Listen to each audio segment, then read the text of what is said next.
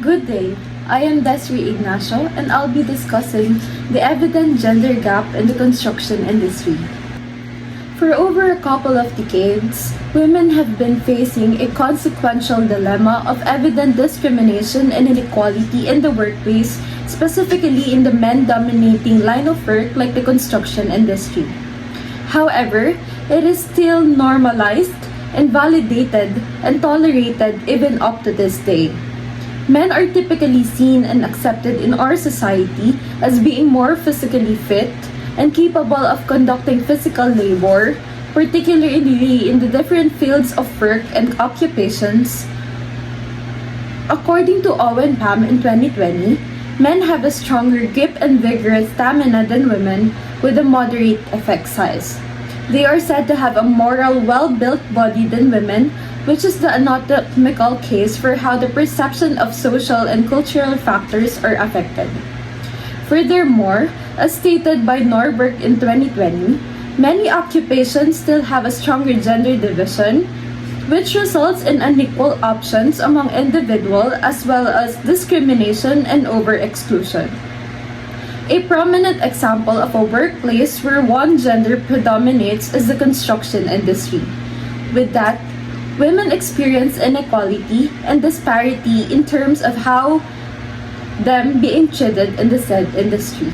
Despite the massive inequality women experience today and the stereotypes created by the society, in terms of both physical and mental work, it is distinctly apparent that both men and women are capable of performing and functioning at their best.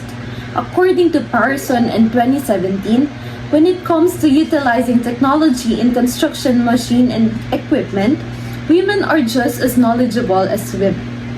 They are thought to be equally skilled as men in performing physical tasks in construction. It is obvious that women in the construction industry are just as innovative and creative as men, meaning the physical differences in the body build and stamina of men from women does not subjectively affect the physical capabilities of women and their functionality in men-dominating work like the construction industry.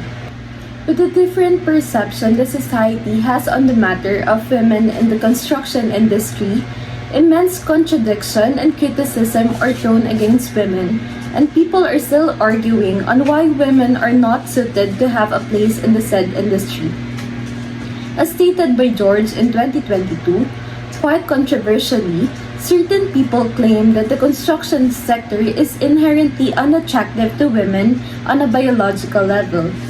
This could be explained due to certain factors which contribute to this argument, such as men are generally perceived to be physically stronger, most likely to endure physical strength-dependent work, and have a greater stamina over women. Since the construction industry requires employees not just to be physically fit and healthy, but also have full strength performance, a research was conducted where both male and female had to take a sport and math quizzes in order to test their capabilities and whether they are fit to be hired.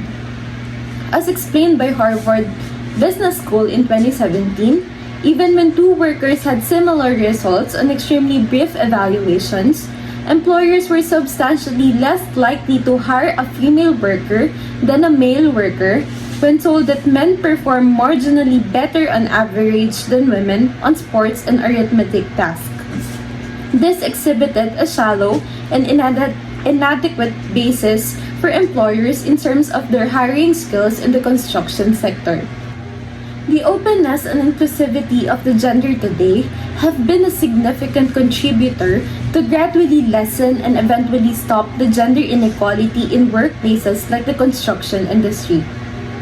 To counter-argue that men are physically stronger than women, a recent study has shown that science supports the notion that women can exercise longer than males before being fatigued. Men are actually more powerful than comparably fit females, not because men are stronger. But here's the thing.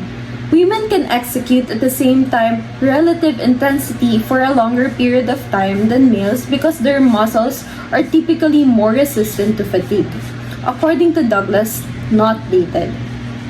This interprets that if women are capable to endure exercises longer than male, they are more likely as well to tolerate the demand on physical strength of men dominating work, specifically the construction field. Moreover, if women are given the freedom to enter and be welcome without discrimination in the construction industry, female construction workers have a high probability to stop the continuous worsening of labor shortage. This was certainly stated by Demond Ware, Director of Construction for People-Ready Skilled Trades. The present labor shortage should be a great opportunity for women seeking employees in the industry, as mentioned by Huff in 2021. To put everything into conclusion, contrary to common misconceptions, women are capable of excelling in both intellectual and physical tasks, especially in industries where males predominate, like the construction industry.